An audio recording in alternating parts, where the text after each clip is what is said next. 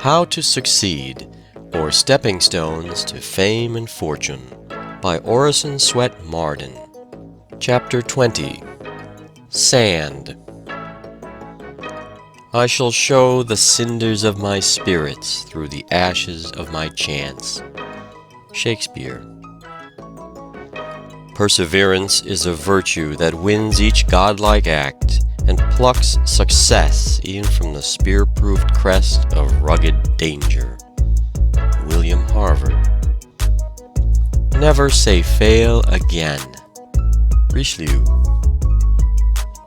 It is the one neck nearer that wins the race and shows the blood, the one pull more of the oar that proves the beefiness of the fellow, as Oxford men say.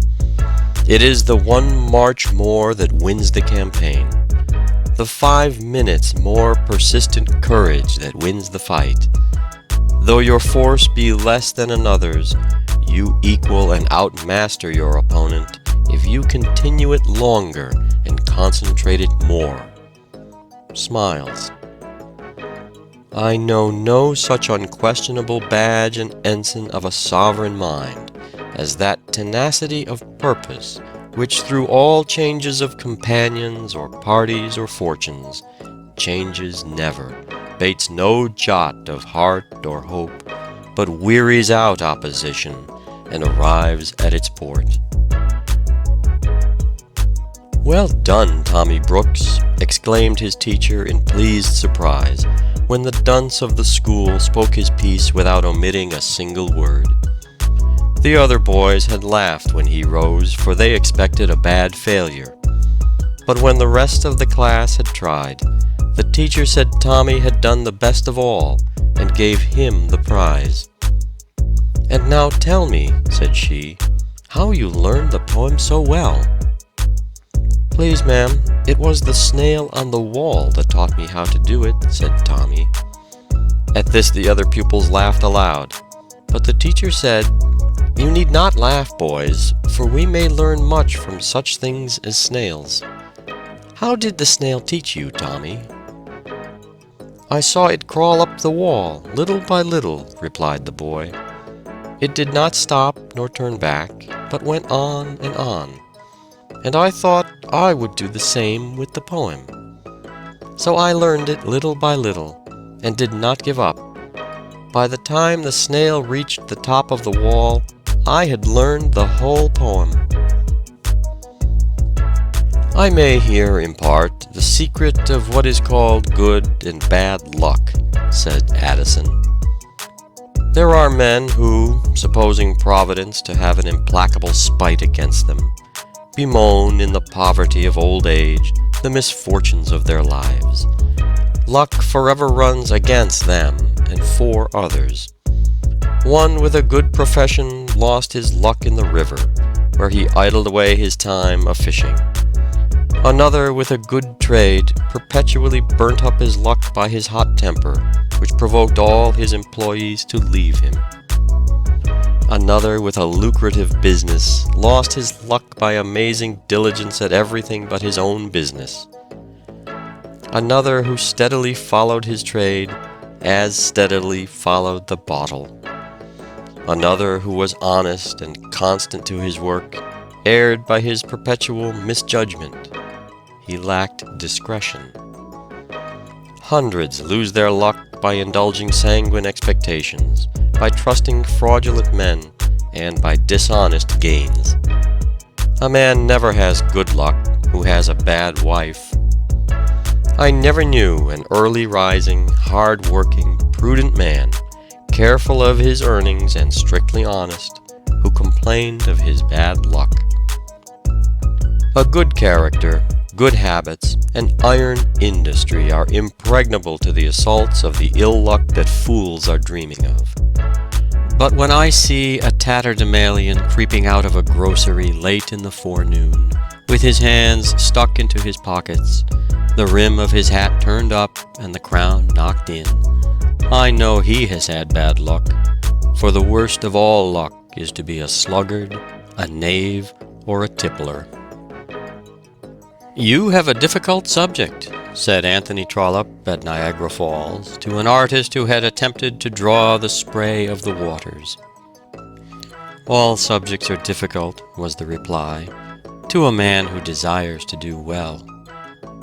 "But yours, I fear, is impossible," said Trollope. "You have no right to say so, till I have finished my picture," protested the artist. "Tell Louisa to stick to her teaching. She can never succeed as a writer." When her father delivered the rejected manuscript of a story sent to James T. Fields, editor of the Atlantic Monthly, with the above message, Miss Alcott said, "Tell him I will succeed as a writer, and someday I shall write for the Atlantic." Not long after, she sent an article to the Atlantic and received a check for $50. With the money, she said she bought a second-hand carpet for the parlor, a bonnet for her sister, shoes and stockings for herself. Her father was calling upon Longfellow some time after this, when Longfellow took the Atlantic and said, "I want to read to you Emerson's fine poem upon Thoreau's flute."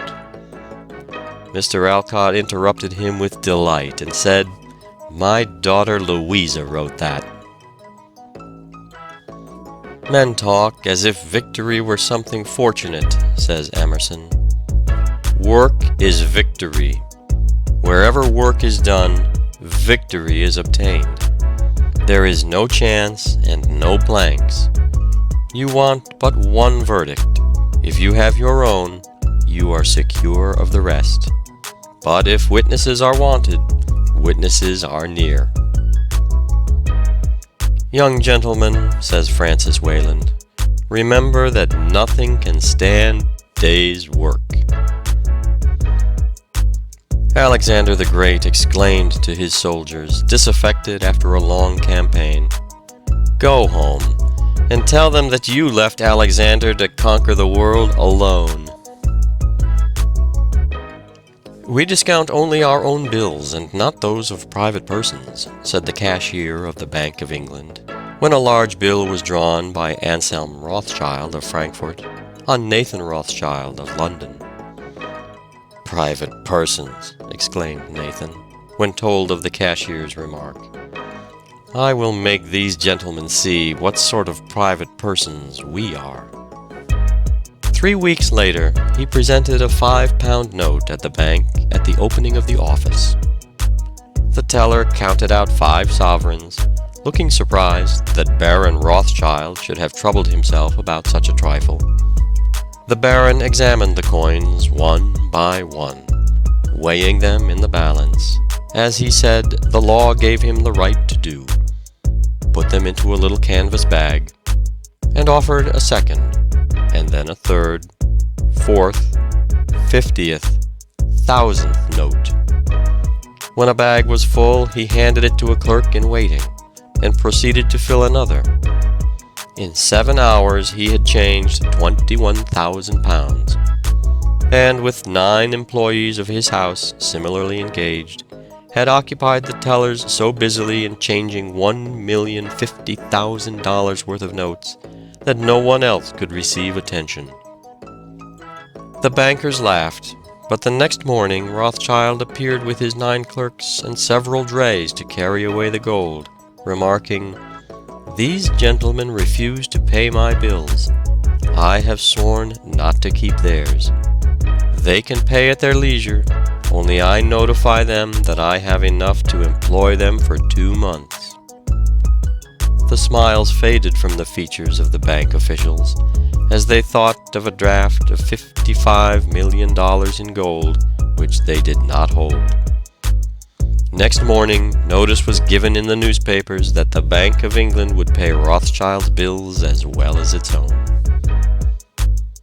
"Well," said Barnum to a friend in 1841, "I am going to buy the American Museum." "Buy it!" exclaimed the astonished friend, who knew that the showman had not a dollar. "What do you intend buying it with?" "Brass," was the prompt reply, "for silver and gold have I none." Everyone interested in public entertainments in New York knew Barnum, and knew the condition of his pocket. But Francis Olmsted, who owned the museum building, consulted numerous references, all telling of, quote, a good showman who would do as he agreed, unquote, and accepted a proposition to give security for the purchaser. Mr. Olmsted was to appoint a money taker at the door, and credit Barnum toward the purchase with all above expenses and an allowance of $50 per month to support his wife and 3 children. Mrs. Barnum gladly assented to the arrangement, and offered, if need be, to cut down the household expenses to a little more than $1 a day. Some 6 months later, Mr. Olmsted happened to enter the ticket office at noon, and found Barnum eating for dinner a few slices of bread and some corned beef. "Is this the way you eat your dinner?" he asked. "I have not eaten a warm dinner since I bought the museum, except on the Sabbath, and I intend never to eat another until I get out of debt." "Ah, you are safe, and will pay for the museum before the year is out," said Mr. Olmsted, slapping the young man approvingly on the shoulder. He was right, for in less than a year Barnum had paid every cent out of the profits of the establishment. A noted philosopher said, "The favors of fortune are like steep rocks. Only eagles and creeping things mount to the summit." Lord Campbell, who became Chief Justice and Lord Chancellor of England, and amassed a large fortune, began life as a drudge in a printing office.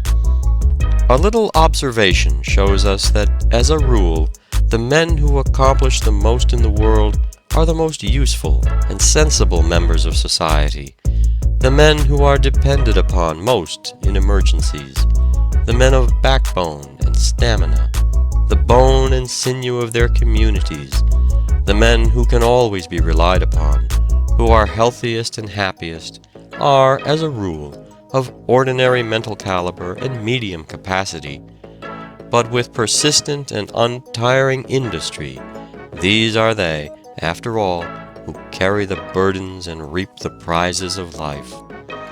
It is the men and women who keep everlastingly at it, who do not believe themselves geniuses, but who know that if they ever accomplish anything great, they must do it by common drudgery and persistent industry, and with an unwavering aim in one pursuit.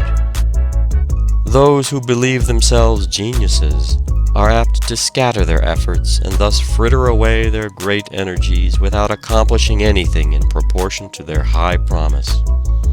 Often the men who promise the most pay the least.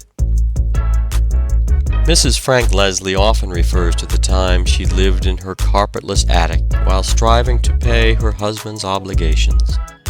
She has fought her way successfully through 9 lawsuits and has paid the entire debt. She manages her 10 publications entirely herself, signs all checks and money orders, makes all contracts, looks over all proofs, and approves the makeup of everything before it goes to press. She has developed great business ability, which no one dreamed she possessed.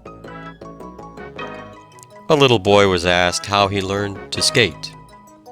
"Oh, by getting up every time I fell down," he replied.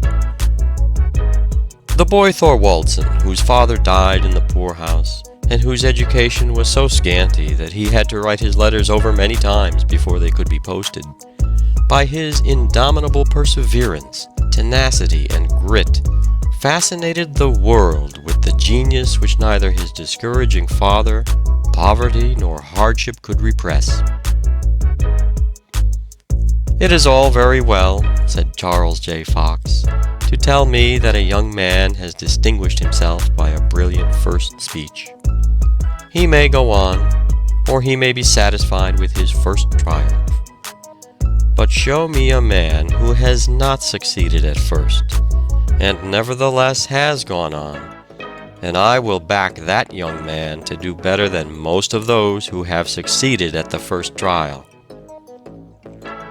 It was the last 3 days of the first voyage of Columbus that told. All his years of struggle and study would have availed nothing if he had yielded to the mutiny. It was all in those 3 days. But what days! Often defeated in battle, said Macaulay of Alexander the Great, he was always successful in war. He might have said the same of Washington, and with appropriate changes, of all who win great triumphs of any kind. One of the greatest preachers of modern times, Lacordaire, failed again and again.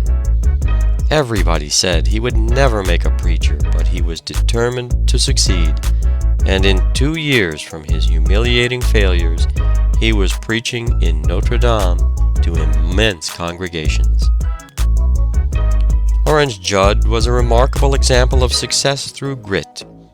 He earned corn by working for farmers, carried it on his back to mill, brought back the meal to his room, cooked it himself, milked cows for his pint of milk per day, and lived on mush and milk for months together. He worked his way through Wesleyan University and took a 3 years postgraduate course at Yale. Oh, the triumphs of this indomitable spirit of the conqueror! This it was that enabled Franklin to dine on a small loaf in the printing office with a book in his hand. It helped Locke to live on bread and water in a Dutch garret. It enabled Gideon Lee to go barefoot in the snow, half-starved and thinly clad. It sustained Lincoln and Garfield on their hard journeys from the log cabin to the White House. The very reputation of being strong-willed, plucky, and indefatigable is of priceless value. It often cows enemies, and dispels at the start opposition to one's undertakings which would otherwise be formidable. When you get into a tight place and everything goes against you, till it seems as if you could not hold on a minute longer, said Harriet Beecher Stowe, never give up then, for that's just the place and time that the tide'll turn. Never despair, says Burke, but if you do, work on in despair. Once, when Marshal Ney was going into battle, looking down at his knees which were smiting together, he said, "You may well shake. You would shake worse yet if you knew where I am going to take you." "Go it, William," an old boxer was overheard saying to himself in the midst of a fight. At him again. Never say die. A striking incident is related of the early experience of George Law, who in his day was one of the most conspicuous financiers and capitalists of New York City. When he was a young man, he went to New York, poor and friendless. One day he was walking along the streets, hungry, not knowing where his next meal would come from, and passed a new building in course of erection. Through some accident, one of the hod carriers fell from the structure and dropped dead at his feet. Young Law, in his desperation, applied for the job to take the dead man's place, and the place was given him. He went to work, and this was how one of the wealthiest and shrewdest New York businessmen got his start. See young Disraeli, sprung from a hated and persecuted race, without opportunity, pushing his way up through the middle classes, up through the upper classes, until he stands self-poised upon the topmost round of political and social power. Scoffed, ridiculed, rebuffed, hissed from the House of Commons, he simply says, "The time will come when you will hear me." The time did come, and the boy with no chance swayed the scepter of England for a quarter of a century. If impossibilities ever exist, popularly speaking, they ought to have been found somewhere between the birth and the death of Kitto, that deaf pauper and master of Oriental learning. But Kitto did not find them there. In the presence of his decision and imperial energy, they melted away. Kitto begged his father to take him out of the poorhouse, even if he had to subsist like the Hottentots. He told him that he would sell his books and pawn his handkerchief, by which he thought he could raise about 12 shillings. He said he could live upon blackberries, nuts, and field turnips, and was willing to sleep on a hayrick. Here was real grit. What were impossibilities to such a resolute will? Patrick Henry voiced that decision which characterized the great men of the Revolution when he said, "Is life so dear, or peace so sweet, as to be purchased at the price of chains and slavery? Forbid it, Almighty God! I know not what course others may take, but as for me, give me liberty or give me death." Look at Garrison reading this advertisement in a Southern paper. $5,000 will be paid for the head of W.L. Garrison by the governor of Georgia. Behold him again. A broadcloth mob is leading him through the streets of Boston by a rope. He is hurried to jail. See him return calmly and unflinchingly to his work, beginning at the point at which he was interrupted. Note this heading in The Liberator, the type of which he set himself in an attic on State Street in Boston. "I am in earnest. I will not equivocate. I will not excuse. I will not retreat a single inch. And I will be heard." Was Garrison heard? Ask a race set free largely by his efforts. Even the gallows erected in front of his own door did not daunt him. He held the ear of an unwilling world with that burning word, freedom, which was destined never to cease its vibrations until it had breathed its sweet secret to the last slave. At a time when abolitionists were dangerously unpopular, a crowd of brawny Cape Cod fishermen had made such riotous demonstrations that all the speakers announced, except Stephen Foster and Lucy Stone, had fled from an open-air platform. "You had better run, Stephen," said she. "They are coming." "But who will take care of you?" asked Foster. "This gentleman will take care of me," she replied, calmly laying her hand within the arm of a burly rioter with a club, who had just sprung upon the platform. What did you say?" stammered the astonished rowdy, as he looked at the little woman. "Yes, I'll take care of you, and no one shall touch a hair of your head." With this, he forced a way for her through the crowd, and, at her earnest request, placed her upon a stump, and stood guard with his club while she delivered an address so effective that the audience offered no further violence, and even took up a collection of $20 to repay Mr. Foster for the damage his clothes had received when the riot was at its height. "Luck is ever waiting for something to turn up," says Cobden. "Labor, with keen eyes and strong will turn up something. Luck lies in bed and wishes the postman would bring him the news of a legacy. Labor turns out at 6 o'clock, and with busy pen or ringing hammer lays the foundation of a competence. Luck whines. Labor whistles. Luck relies on chance. Labor on character. There is no luck, for all practical purposes, to him who is not striving, and whose senses are not all eagerly attent. What are called accidental discoveries are almost invariably made by those who are looking for something. A man incurs about as much risk of being struck by lightning as by accidental luck. There is perhaps an element of luck in the amount of success which crowns the efforts of different men, but even here it will usually be found that the sagacity with which the efforts are directed and the energy with which they are prosecuted measure pretty accurately the luck contained in the results achieved. Apparent exceptions will be found to relate almost wholly to single undertakings, while in the long run the rule will hold good. Two pearl divers, equally expert, dive together and work with equal energy. one brings up a pearl, while the other returns empty-handed.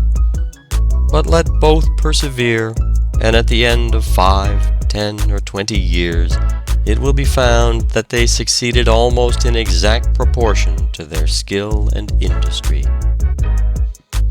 Lincoln, being asked by an anxious visitor what he would do after 3 or 4 years if the rebellion was not subdued, replied, "Oh, there is no alternative but to keep pegging away."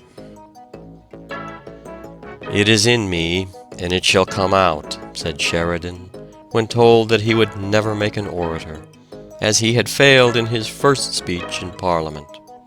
He became known as one of the foremost orators of his day. It takes great courage to fight a lost cause when there is no hope even of victory. To contest every inch of ground with as much persistency and enthusiasm as if we were assured of victory, this is true courage.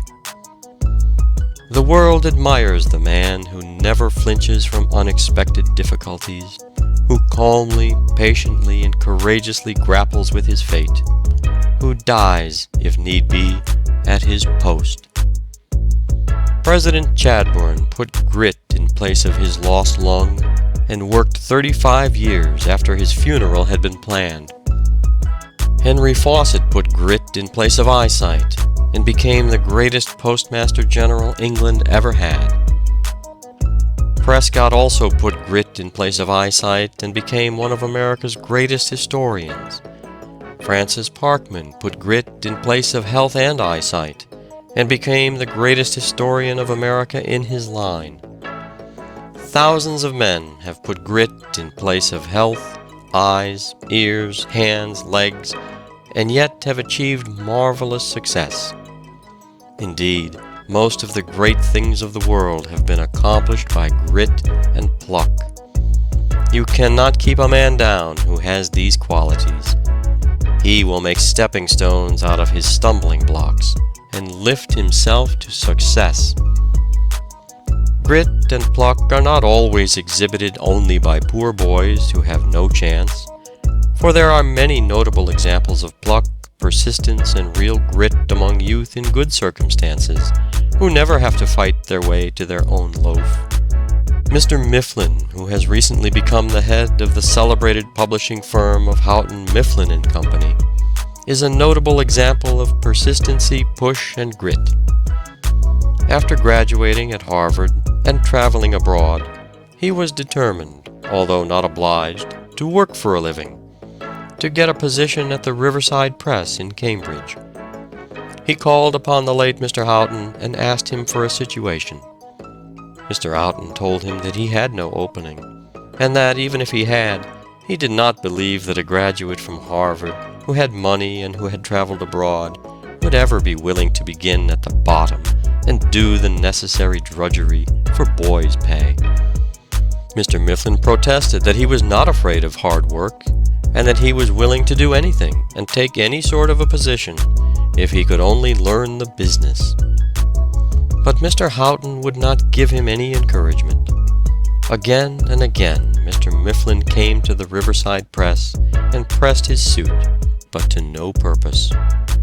Mr. Mifflin persuaded his father to intercede for him, but Mr. Houghton succeeded in convincing him that it would be very unwise for his son to attempt it. But young Mifflin was determined not to give up. Finally, Mr. Houghton, out of admiration for his persistence and pluck, made a place for him, which had been occupied by a boy, for $5 a week. Young Mifflin took hold of the work with such earnestness, and showed so much pluck and determination, that Mr. Houghton soon called him into the office and raised his pay to $9 a week from the time he began. Although the young man lived in Boston, he was always at the Riverside Press in Cambridge early in the morning, and would frequently remain after all the others had gone. Mr. Houghton happened to go in late one night, after everybody had gone as he supposed, and was surprised to find Mr. Mifflin there taking one of the presses apart. Of course, such a young man would be advanced. These are the boys who become the heads of firms. It is victory after victory with the soldier, lesson after lesson with the scholar, blow after blow with the laborer, crop after crop with the farmer, picture after picture with the painter, and mile after mile with the traveler, that secures what all so much desire: success. Stick to the thing and carry it through. Believe you were made for the place you fill, and that no one else can fill it as well. Put forth your whole energies. Be awake, electrify yourself, go forth to the task. Only once learn to carry a thing through in all its completeness and proportion, and you will become a hero. You will think better of yourself. Others will think better of you. The world in its very heart admires the stern, determined doer.